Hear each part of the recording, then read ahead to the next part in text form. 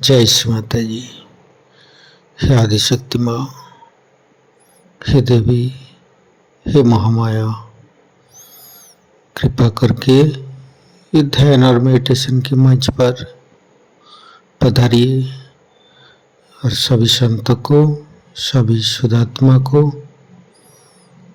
परम चेतनित कीजिए। परम पूज्य श्री माता जी, आज का ध्यान आप खुद करा लीजिए और हमें ध्यान का स्थिति, निर्विचारिता स्थिति प्रदान कीजिए माँ। परम पूज्य श्री माता जी, सारे विश्व की सभी संत आपके श्री चरण में एकत्रित हुई है, कृपा करके आप पधारिए।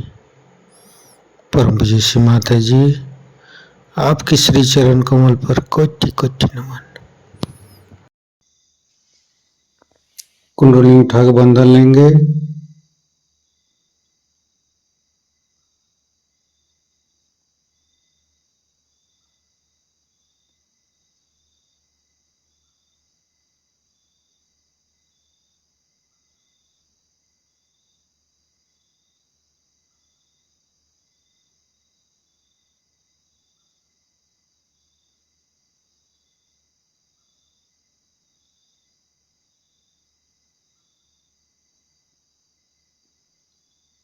तीनों महामंत्र।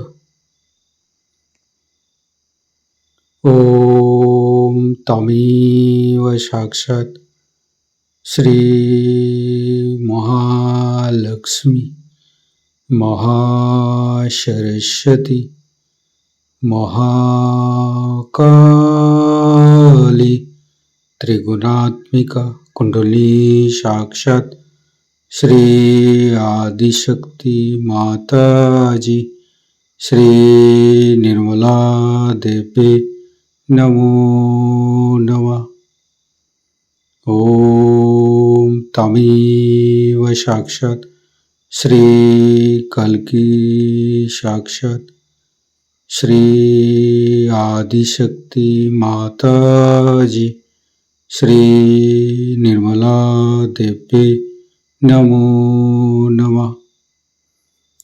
ओम तमेव साक्षात् श्री कल्की साक्षात् श्री सहस्रार स्वामिनी मोक्ष प्रदायिनी माता जी श्री निर्मला देवी नमो नमः। गणेश मंत्र। ओम तमेव साक्षात् श्री गणेश साक्षात् श्री आदिशक्ति माता जी श्री निर्मला देवी नमो नमः। दोनों हाथ खुला हुआ परम पूज्य श्री माता जी के सामने, श्री माता जी के बिंदी को देखते हुए अपने मन के अंदर, अपने हृदय के अंदर अच्छे अच्छे चिंता लाते हुए परम पूज्य श्री माता जी कृपा करके आपके श्री चरण कमल की शीतलता हमारे हृदय पर प्रदान कीजिए। परम पूज्य श्री माता जी, हम अज्ञानी हैं, हमारी अज्ञानता के बस में यदि आपकी शान के खिलाफ कोई गलती हुआ हो, कृपा करके आप मुझे क्षमा कर दीजिए माँ। अपना हृदय में परम पूज्य श्री माता जी की श्री चरण की शीतलता महसूस करते हुए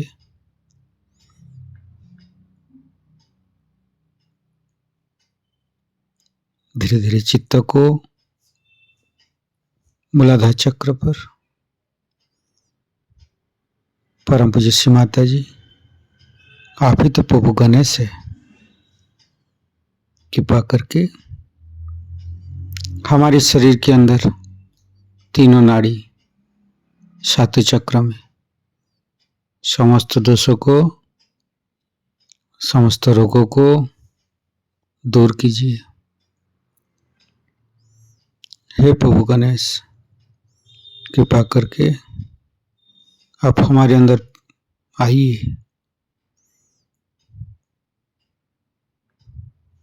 हे आदिशक्ति माँ, हम कभी अतीत में चला जाते हैं, कभी भविष्य में चला जाते हैं। कृपा करके अतीत और भविष्य को छोड़ के हमें वर्तमान में स्थापित कीजिए। वर्तमानी धर्म है माँ, वर्तमानी सच है। कृपा करके हमें वर्तमान में स्थापित कर दीजिए। हम सारे समय, सारे पल, सारे दिन परम चैतन्य माँ के साथ चलते रहते हैं। हमारे सांसें, हमारे जीवन, हमारे समय इस चैतन्य लहरी के साथ, इस चैतन्य लहरी की शक्ति से चलते हैं, जो कि हम सहयोग से ही श्री माता जी के पास से प्राप्त हुई है। धीरे धीरे चित्त को तीनों स्वादिष्ठान को देखेंगे।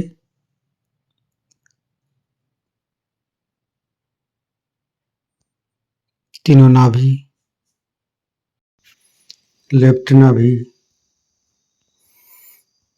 परम पूज्य श्री माता जी,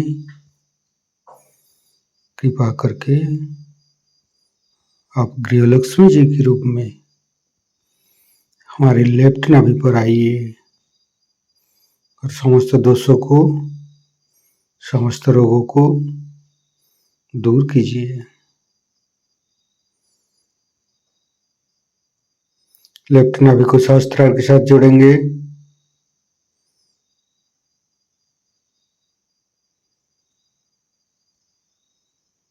फिर चित्त को राइट नाभि, परम पूज्य श्री माता जी, कृपा करके आप हमारी राइट नाभि पर श्री राज लक्ष्मी जी के रूप में पधारिए।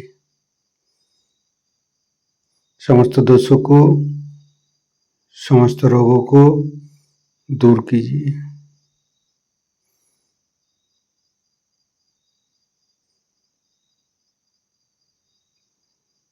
फिर धीरे धीरे चित्त को मध्य नाभि,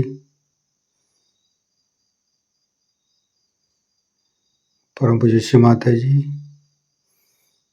आप ही ने तो हमें संतोष प्रदान की है, आप ही ने तो हमें उदार बनाया है।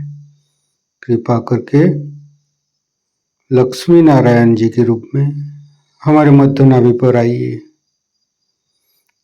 और चैतन्यित कीजिए।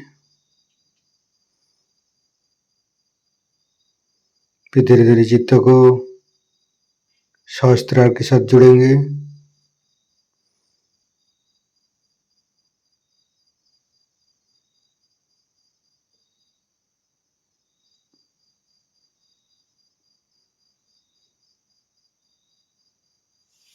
फिर तीनों हृदय, लेफ्ट हृदय, परम पूज्य श्री माता जी, आपकी परम कृपा में तो हम शुद्ध आत्मा है।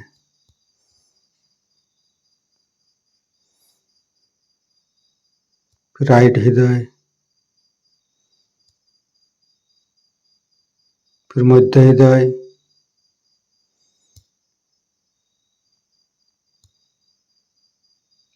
विशुद्धि, राइट विशुद्धि, लेफ्ट विशुद्धि,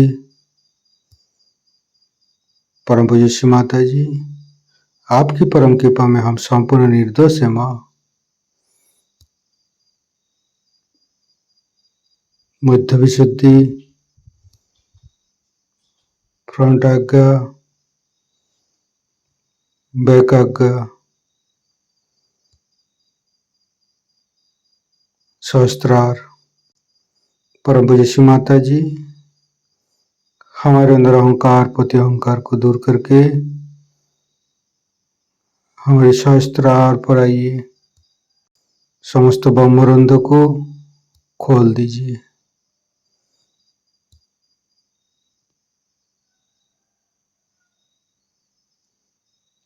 परम पूज्य श्री माता जी, हमें निर्विचारिता स्थिति ध्यान का सिद्ध दीजिए।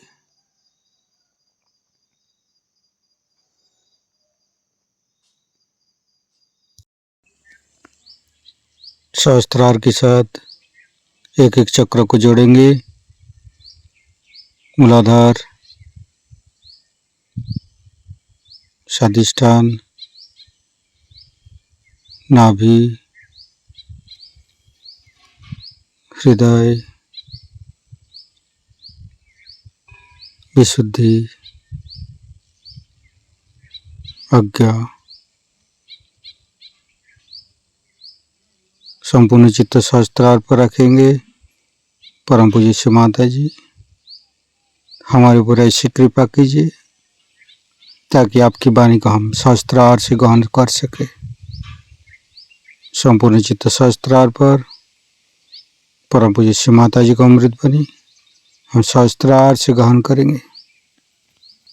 श्री आदिशक्ति माताजी, श्री निर्मला देव्यै नमो नमः।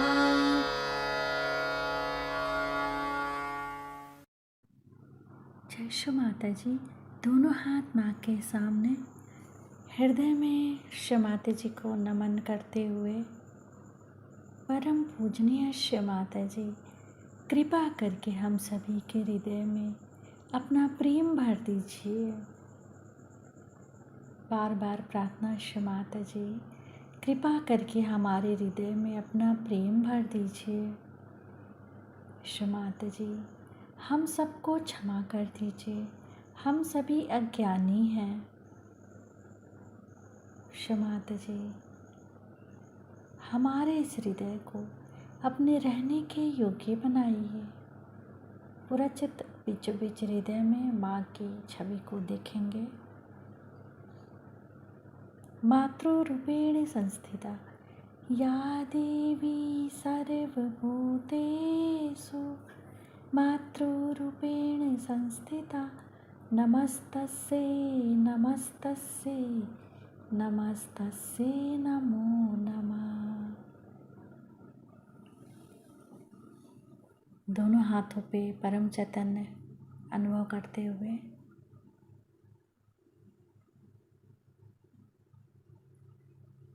अपना संपूर्ण चित्त राइट नाभि पे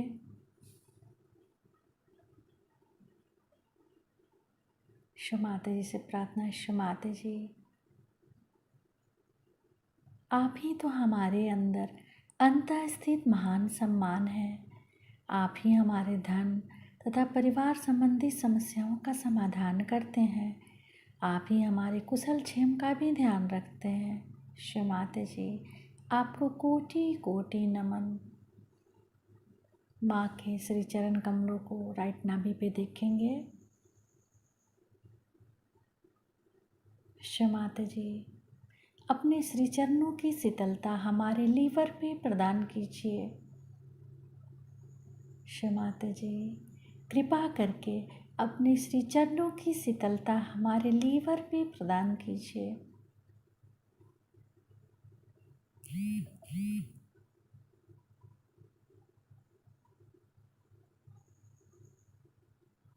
श्री माता जी, आप ही तो राजलक्ष्मी भी हैं, आप ही श्री राज राजेश्वरी भी हैं।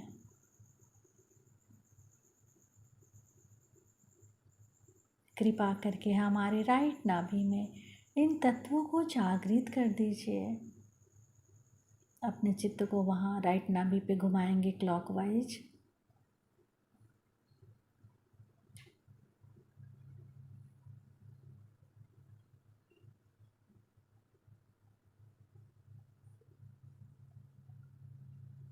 श्री माता जी, कृपा करके हमारे लीवर में श्री चंद्रमा की शीतलता, श्री हिमालय की ठंडक दीजिए। मंत्र ओम त्वमेव साक्षात् श्री चंद्रमा साक्षात् श्री हिमालय साक्षात् श्री आदि शक्ति माता जी श्री निर्मला देव्यै नमो नमः। धीरे धीरे अपने संपूर्ण चित्त को राइट हृदय, राइट विशुद्धि, राइट आज्ञा, सहस्त्रार पे माँ को देखेंगे, शमाता जी को देखेंगे।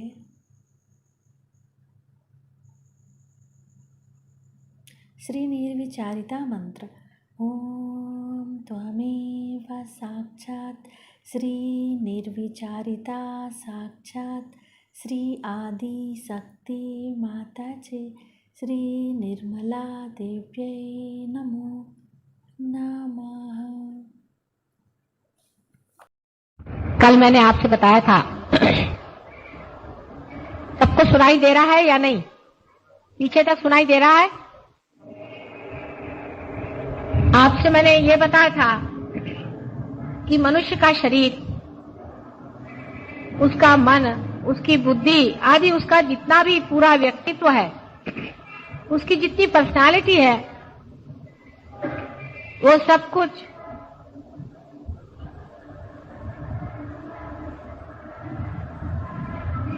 तीन तरह के शक्ति से बना है। एक शक्ति जिससे कि हम अस्तित्व बन के रहते हैं, वो मनुष्य में प्राण स्वरूप होती है और जिसका स्थान हृदय में होता है। उनको सामने ले आइए, बहुत परेशान। दूसरी शक्ति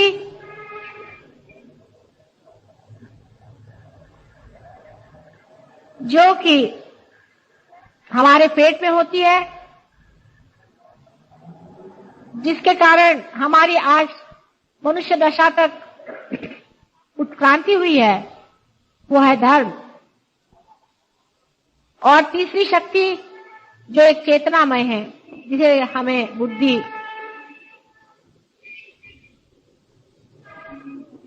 आदि अनेक चेतना के अवलंबन मिले हुए हैं। लेकिन ये तीनों ही शक्तियां सर्वव्यापी परमात्मा के प्रेम से पाई जाती है। परमात्मा का सर्वव्यापी प्रेम इन तीनों शक्तियों को संचालित रखता है और समग्र बनाता है, माने इंटीग्रेट कर देता है।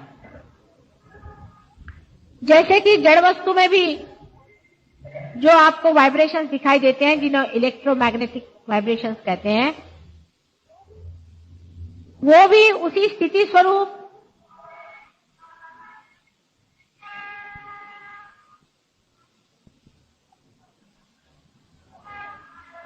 प्राण का ही सोया हुआ स्वरूप है। जब वो जाग जाता है तब वो प्राण हो जाता है। जो एक छोटे से अमीबा में पेट में भूख लगती है, वही मनुष्य के अंदर में धर्म के रूप में जागृत हो जाता है। धर्म हर एक वस्तु मात्र में है। जैसा मैंने आपसे बताया था कि सोने का धर्म ये नहीं है कि वो पीला है, उसका धर्म ये भी नहीं है कि उससे आप जेवर बना सकते हैं, लेकिन सोने का धर्म है कि वो किसी भी हालत में टार्निश नहीं होता, खराब नहीं होता।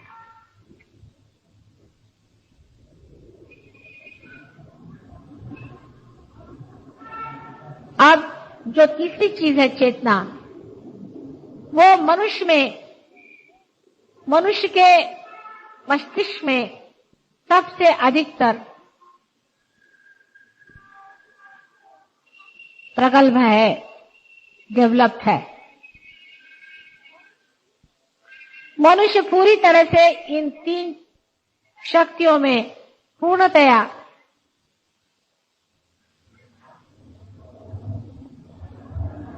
मैच्योर हो गया है, बड़ा हो गया है। अब उसकी तैयारी हो गई है कि उस तीनों शक्तियों का संचय, जो एक शक्ति परमात्मा का प्यार है, उनका प्रेम है, उसे जाने। जो एक शक्ति ही तीनों में बढ़ गई है, वो एकाकार हो जाए। उस परम शक्ति का एक थोड़ा सा अंश हमारे अंदर कुंडलिनी के रूप में त्रिकोणाकार अस्थि में सोया हुआ रहता है। जिस वक्त कोई भी ऐसा इंसान जिसने इस प्रेम को अपने अंदर ले लिया हो और जिसके अंदर से ये शक्ति समग्र होकर, इंटीग्रेट होकर बह रही हो, माने जो आदमी रियलाइज सोल हो, वो किसी साधक के ऊपर अपना अनुग्रह करता है, तभी कुंडलिनी आपकी मां जागृत होती है। लेकिन वैसा साधक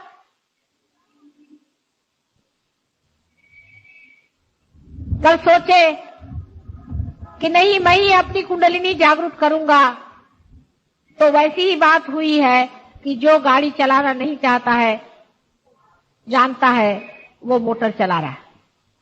जिसको मोटर चलाना नहीं आता है, ऐसा अगर आदमी मोटर चलाए तो मोटर का धज्जा बन जाता है। इसी प्रकार जो लोग अपनी कुंडलिनी स्वयं जागरूक करना चाहते हैं, वो अपनी सारी ही कुंडलिनी की संस्था को, उसके सारे इंस्ट्रूमेंट्स को पूरी तरह से नष्ट भ्रष्ट कर देते हैं। अगर कोई अनजान आदमी उस कुंडलिनी को जगाना चाहता है, तब भी यही हो जाता है। कोई अगर अपवित्र आदमी आपकी मां की ओर अग्रसर होता है और उसको जगाना चाहता है, तब भी ऐसा ही हो जाता है।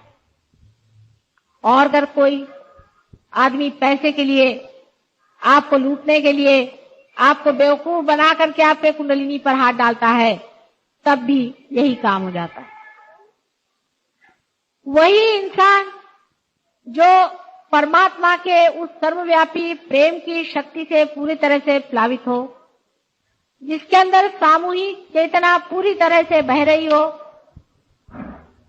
इस बात का अधिकारी है कि कुंडलिनी पर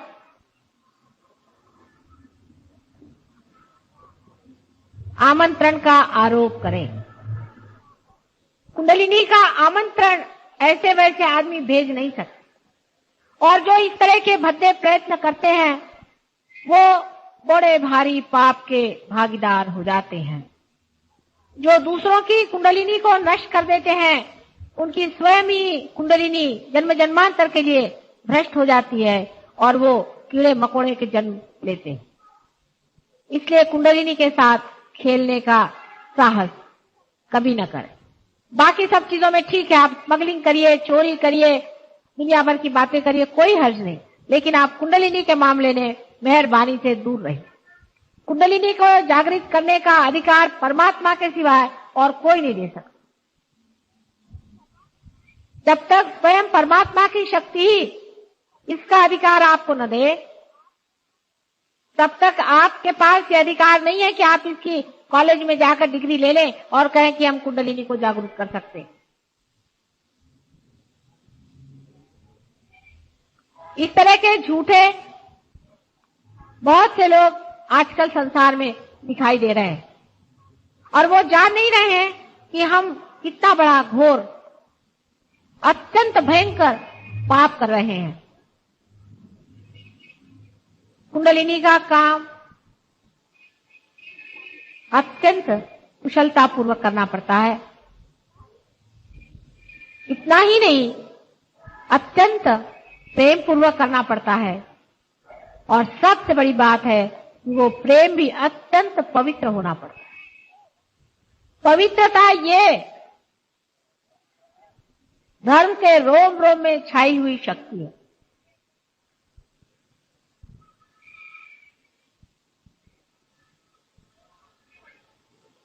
जो आदमी पवित्र नहीं होता है, जो दूषित विचारों से भरा रहता है, जिसका सारा चित्त दूसरों का पैसा, दूसरों की पत्नी या दूसरों को लूटने की ओर होती है, ऐसे आदमी को चाहिए कि वो अपना समय और किसी कार्य में लगाए, लेकिन कुंडलिनी के ऊपर हाथ न रखे।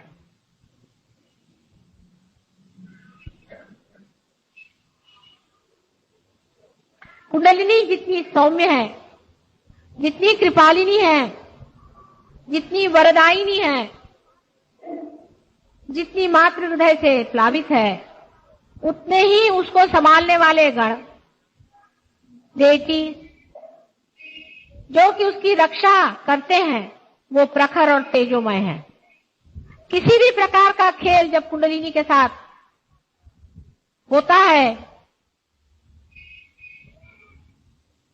तो वो पूरी तरह से कुंडलिनी की रक्षा में तत्पर रहते हैं और ऐसे लोगों को नष्ट भ्रष्ट कर देते हैं जो इस तरह का पाप करते हैं।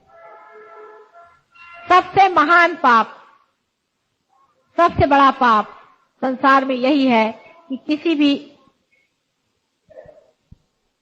साधक की कुंडलिनी अनधिकार चेष्टाओं से उत्तिष्ठ करना, इससे बढ़ के कोई भी पाप संसार में नहीं है। मां की हत्या से भी बढ़ के ये सबसे बड़ा पाप है कि आप किसी की कुंडलिनी को हाथ लगा रहे हैं अनधिकार चेष्टाओं से।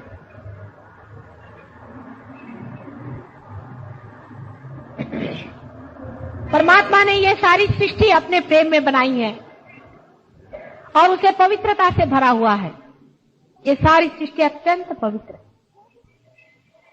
उसमें जो कुछ भी अधम है और बुरा है वो मनुष्य ने ही संचित किया हुआ है, क्योंकि मनुष्य ही ऐसा जीव संसार में बनाया गया कि जो स्वतंत्र है। बाकी सारी ही सृष्टि परमात्मा के इशारे पे नाचती है, एक पत्ता भी उनके इशारे के बगैर नहीं मिलता। सारी सृष्टि में जो अधम से अधम है, जो नर्क से नर्क है, जो पाप से भी बढ़ के पाप है, वो सब मनुष्य ही का बनाया हुआ है। इसकी रचना मनुष्य ने ही की है और ऐसे ही गिरे हुए अधम लोग जब अधमाधम स्थिति में पहुंच जाते हैं तब वे शैतान के रूप में विचरण करने लग जाते। शैतान परमात्मा ने नहीं बनाए, उसको मनुष्य ने बनाया है और वो शैतान की पूजा करता है क्योंकि उसने ही उसकी रचना की। जब तक हम शैतान को शैतान नहीं कहेंगे, जब तक हम अधर्म को अधर्म नहीं कहेंगे, जब तक हम बुराई को बुराई नहीं कहेंगे, तब तक हमारे अंदर अच्छाई जागरूक नहीं होता। आपने सुना होगा कि जब लोग मक्का जाते हैं तो रास्ते में एक वहां शैतान की मूर्ति बना के बिठाई गई है और सब लोग अपने घर से अपने पुरानी चप्पल लेकर वहां जाते हैं और पहले शैतान को मारते हैं, माने उसको धिक्कारते हैं। उसको धिक्कारे बगैर परमात्मा आपको स्वीकार नहीं करने वाले और उनके स्वीकार्य हुए बगैर कुछ भी आपको नहीं मिलने वाला, आप चाहे कुछ कर लीजिए। उनकी मेहर आप पर होनी चाहिए, उनकी दया आप पर होनी चाहिए, उनका प्रेम आपकी ओर उमड़ना चाहिए। वो अत्यंत दयालु, करुणामय, सर्वशक्तिमान प्रभु परमेश्वर है। लेकिन अगर आप अधमाधम कार्य में बैठे हुए हैं और आप उस शैतान की पूजा कर रहे हैं जिसने संसार में एक अजीब तरह का चक्र चला दिया, जिसने अधर्म का एक चक्र चलाया हुआ है और जो उसके बहुत सारे अनुचर संसार में पैदा होकर के अधर्म को फैला रहे हैं, जब तक उस शैतान को तुम पूरी तरह से धिक्कार नहीं करोगे तब तक परमात्मा भी आपको स्वीकार्य नहीं करता। इस मामले में अगर आधा अधूरापन है आपके अंदर में तो आप अपने ही साथ छल कपट कर रहे हैं। उसको पूरी तरह से आपको धिक्कारना होगा, उसको पूरी तरह से आपको छोड़ना होगा, नहीं तो आप में जो कुछ भी मिथ्या है वही आपके अंदर बैठा रहेगा और जो सत्य आपके अंदर है वो प्रकट नहीं हो। जब तक आपके अंदर सत्य प्रकट नहीं होगा, संसार में भी सत्य कैसे फैल सकता है। जैसे कि समझ लीजिए, सूर्य पर अगर बादल छा जाए तो अंधेरा आ जाता है, और अगर बादल हट जाए तो सूर्य फिर से चमकने लग जाता है।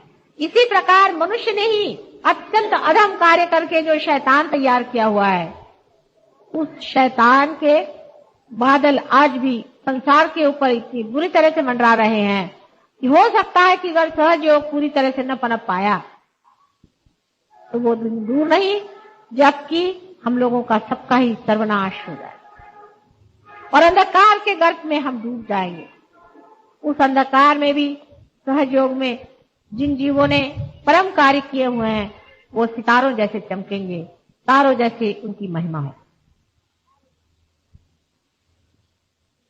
ये बहुत बड़ा आपका स्थान है। आज इसे आप नहीं समझ पा रहे हैं, लेकिन इतिहास में इस बात की चर्चा होगी। कितने सहयोगियों ने सत्य पर अपने पैर जमा लिए। आधा अधूरापन छोड़ दीजिए, छोटी छोटी बातों की ओर उलझने की जरूरत नहीं है। आप बहुत बड़ी चीज पर जमे हुए। इतनी बड़ी चीज पर जमने वाले लोगों को चाहिए कि छोटी मोटी चीजों की ओर बिल्कुल ही ध्यान न।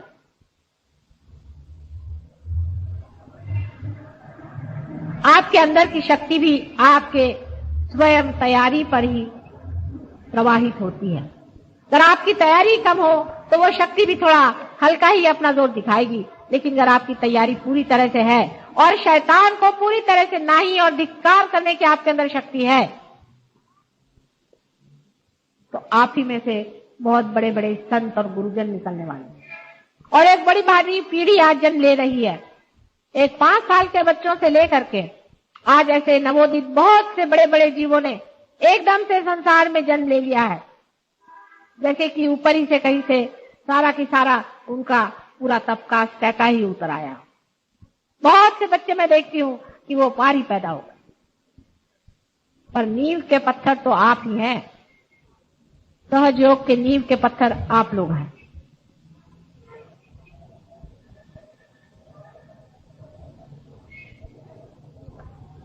आपको मैंने पहले भी अनेक बार बताया है कि जो लोग आज धर्म के झूठे झगड़े खड़े किए हुए हैं और जो आपस में नफरत से एक दूसरों को देख रहे हैं और उसमें धर्म का नाम इस्तेमाल कर रहे हैं, ये शैतान के बच्चे हैं, ये परमात्मा के भेजे हुए लोग नहीं।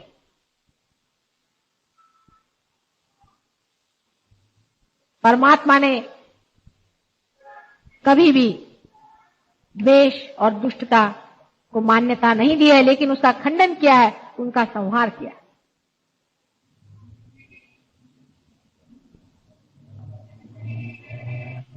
जो लोग अपने को बहुत छोटे दायरे में बांधे हुए हैं कि हम फलाने हैं और ढिकाने हैं, वो लोग उस अनंत के गोद में नहीं जा सकते जिसकी कोई सीमा नहीं है, जो असीम में बैठे।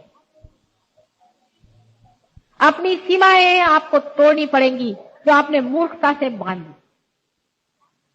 कोई भी धर्म आपको सीमा में नहीं बांधना चाहता है, लेकिन जो मनुष्य ने मूर्खों जैसे धर्म बनाए हैं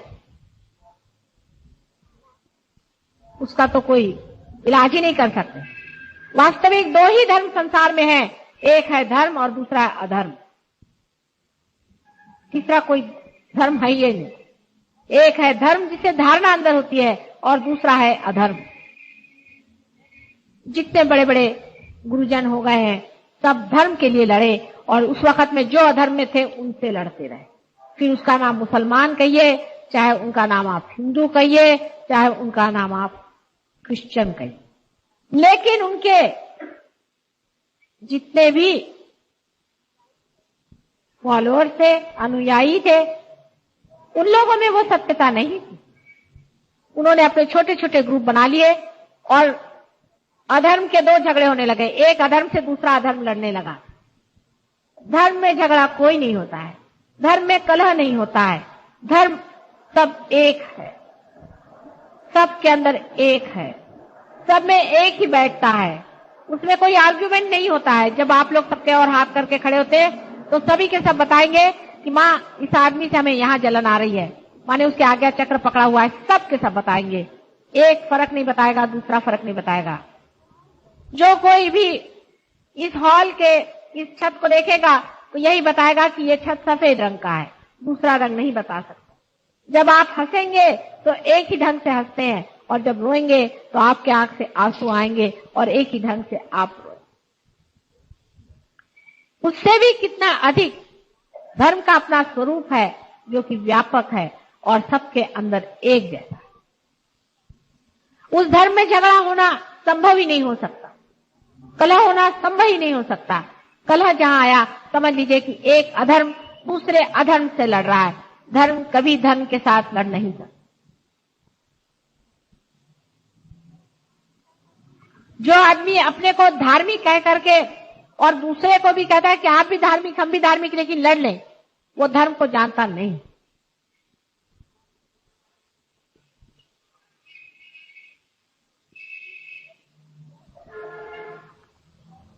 सहयोग में ये किस तरह से होता है, ये समग्रता कैसे आती है, कुंडलिनी का उद्दीपन कैसा होता, आदि सभी कुछ आपको मैंने पहले भी बताया हुआ है और फिर भी मैं आपको बताऊंगी किसी वक्त। लेकिन ये तो देखने का मजा है जब आप खुद ही इस शक्ति को पा लेते हैं। जबकि पहली शक्ति जो कि आपके हृदय में है, जिससे आपके प्राण है, वो प्रेम हो जाती है। और जो आपके पेट में धर्म है वो आपके अंदर में सारे संसार की जागृति हो जाती है। और जो आपकी चेतना आपके सर में है वो सारे संसार का ज्ञान हो जाता है। उसी वक्त आप जान सकते हैं कि ये कुंडलिनी का उद्दीपन आप ही के इन हाथों से कैसे हो रहा है, आप ही के इशारों पे कुंडलिनी कैसे उठ रही है और आप ही के बंधनों में यह धर्म कैसे चरमरा रहा है और आप ही के खींचे हुए तारों में ये किस तरह से मर जा रहा है। आप ही देख सकते हैं कि आपके जो दो चार तीर कमान इस अधर्म को लग जाए तो ये किस तरह से अपना मार्ग छोड़ करके और चला जाता है और कुंडलिनी अपने रास्ते पे साफ साफ आ जाती है। किस प्रकार शरीर में छिपी हुई व्याधियां एकदम से नष्ट हो करके और कुंडलिनी सामने ऊपर एक गंगा भगीरथ जैसे ले आए थे उसी तरह से उतरती चली आती है। गंगा को लाने के लिए तो भगीरथ ने अनेक प्रयत्न किए थे और इस कुंडलिनी को लाने के लिए भी मैंने अनेक प्रयत्न किए हुए हैं, पूर्व जन्म में भी और इस जन्म में भी। लेकिन अब उसका फल आप लीजिए कि आपके दरवाजे ही पे गंगा बह रही, आपके इशारे पे कुंडलिनी चलेगी। आप रास्ते चलते हुए लोगों को जागृति दे सकते हैं। आपके हाथ से अनेक कैंसर जैसे रोग ठीक हो जाते हैं, ये बात सही है और होना ही चाहिए, होते ही है। ये सब कैसे हो रहा है, इसका कारण यह है कि आप उस सर्वव्यापी परमात्मा की प्रेम के शक्ति के एक आयुध हो गए हैं। वो आपको इस्तेमाल कर रहे हैं, आपके अंदर से वही शक्ति प्रवाहित हो रही है और आप उस शक्ति का कार्य कर रहे हैं। अब इसमें झगड़े का कौन सा सवाल उठता है? क्या मेरा ये हाथ इस हाथ से हर समय झगड़ा करते रहता है? जिस दिन ये झगड़ा शुरू हो जाएगा तो हम यही कहेंगे कि ये हाथ इससे अलग हो गया और ये कोई हमारे हाथ नहीं। इसी प्रकार इस सर्वव्यापी शक्ति को हमारे अंदर जब हम पा लेते हैं तो हम सर्वशक्तिमान हो जाते हैं। बहुत से लोगों को पहले भी ये शक्ति मिली है, बहुत कम लोगों को कहना चाहिए, क्योंकि मैंने जब पढ़ा ज़ेन 6ठी शताब्दी में जापान में शुरू हुआ था और उसने भी यही कुंडलिनी जागृति का कार्य किया था विदितामा ने, और उनके कुल 26 आदमी 6ठी सेंचुरी से लेकर आज तक पार हुए हैं और अभी तो कम से कम 3-4 सेंचुरी से कोई पार ही नहीं हुआ है। तो आप समझ सकते हैं क्या हजारों आदमी पार होते जा रहे हैं।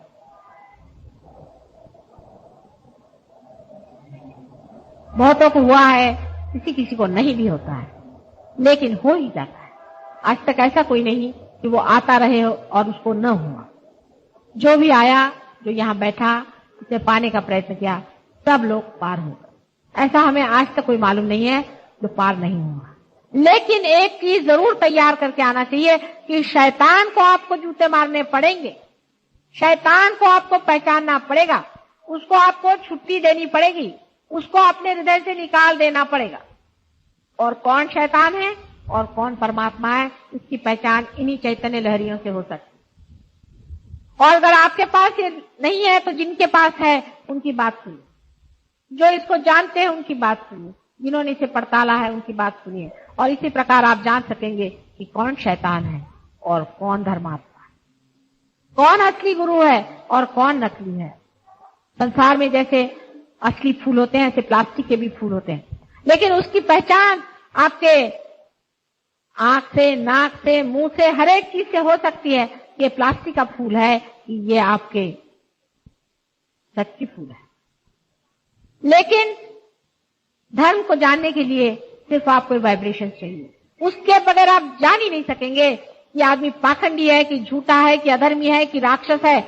ये आदमी धर्मात्मा है और ये आदमी परमात्मा है, ये आदमी अवतार है, ये आदमी बहुत बड़ी शक्ति है। उसको जब तक आपके हाथ में वाइब्रेशंस नहीं आएंगे आप जान नहीं सकते। इसलिए ये चीज सबसे पहले आपको पाना चाहिए कि असली वाइब्रेशंस जो हाथ में ठंडे ठंडे आना, एकदम हाथ में ठंडे ठंडे ठंडे ठंडे, जैसे कि कोई कूलर से आ रहे हो, इस प्रकार आपके अंदर आने चाहिए। इसके अलावा आपके विचार आपके काबू में आ जाते हैं, आप निर्विचार हो जाते हैं। और जब आप विचारों की ओर देखते हैं, आप देखते हैं कि आप एकदम निर्विचार हो गए, कोई भी विचार नहीं आ रहा है। जब भी आप विचार की ओर देखेगा निर्विचार हो जाए। यह असलियत है, यह सत्य है। इसमें मैं तो आपको कोई झूठा वादा नहीं कर सकता, मेरे आपका कोई झूठा रिकमेंडेशन नहीं है, इसमें कोई झूठी बात नहीं चल सकती। जब तक आप पार नहीं होंगे तब तक होंगे नहीं, चाहे आप मेरे कोई लगते हैं। कोई आप कितना रुपया दे, मैं नहीं पार कर सकती। आप बड़े पढ़े लिखे होंगे, अपने घर में बैठिए, मैं नहीं पार कर सकती आपको। आप तभी पार हो सकते हैं जब हो सकते हैं, जब हो गए।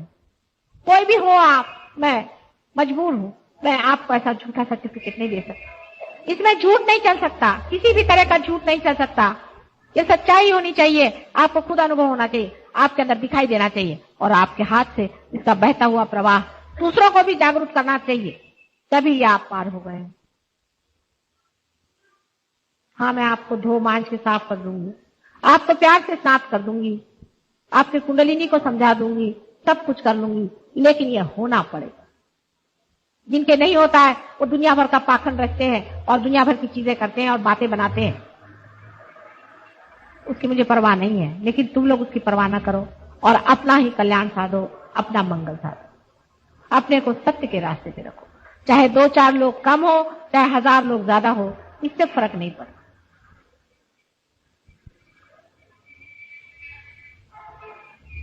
हम लोग अब ध्यान में जाएंगे। सब लोग इस प्रकार पहले हाथ रखें, आंख अभी बंद नहीं करें शुरू में।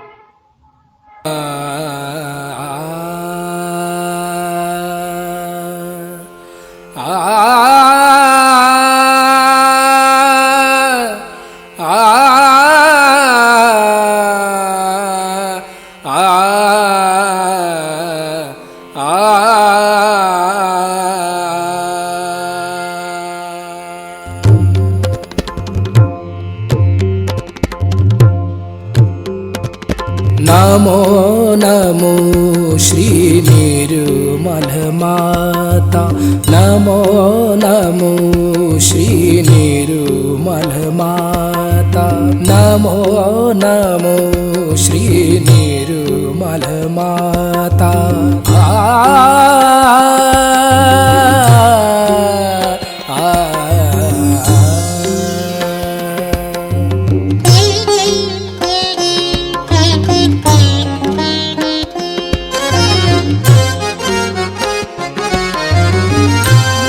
मोक्षदायिनी हे परमेश्वरी, मोक्षदायिनी हे परमेश्वरी, मोक्षदायिनी।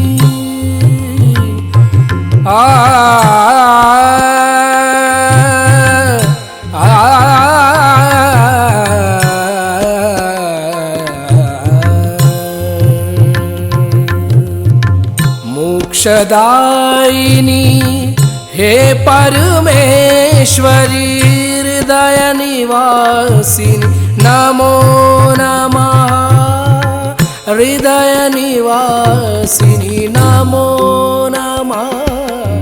नमो नमो श्री निर्मल माता नमो नमो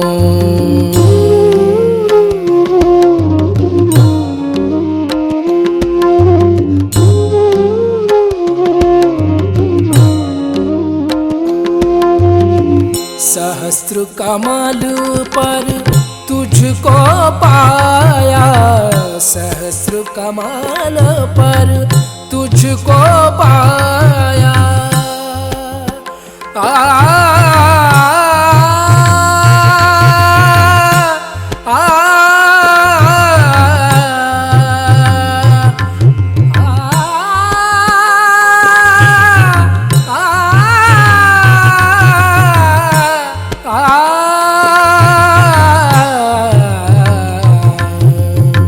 सहस्र कमल पर तुझको पाया सहस्र कमल पर तुझको पाया सात चक्र पर विजय दिलाया सात चक्र पर विजय दिलाया ब्रह्म ज्ञान से हमें मिलाया ब्रह्म ज्ञान से ब्रह्म ज्ञान से ब्रह्म ज्ञान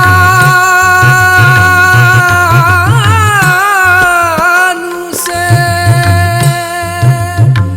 ब्रह्म ज्ञान से ब्रह्म ज्ञान से हमें मिलाया नमो नमो श्री निर्मल माता नमो नमो श्री निर्मल माता नमो नमो श्री निर्मल माता नमो नमो श्री निर्मल माता नमो नमो नमो नमो नमो नमो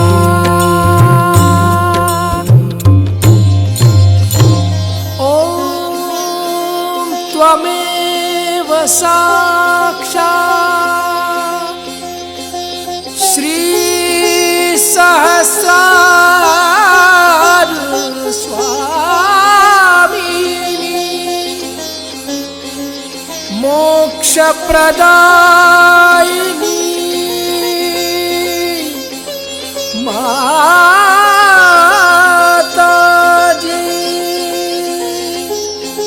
श्री निर्मला देवे नमो नमः नमो नमः नमो नमः। संपूर्ण ध्यान का स्थिति इस ध्यान का स्थिति पत्र दे रहेंगे। परम पूज्य श्री माता जी परम चैतन्य अनुभव करते रहेंगे। दोनों हाथों पे सहस्त्रार पे परम पूज्य श्री माता जी आज अपने ध्यान करा के जो परम चैतन्य अनुभव कराया इसके लिए मैं आपको कोटि कोटि नमन। कुंडली उठा के बंधन लेंगे।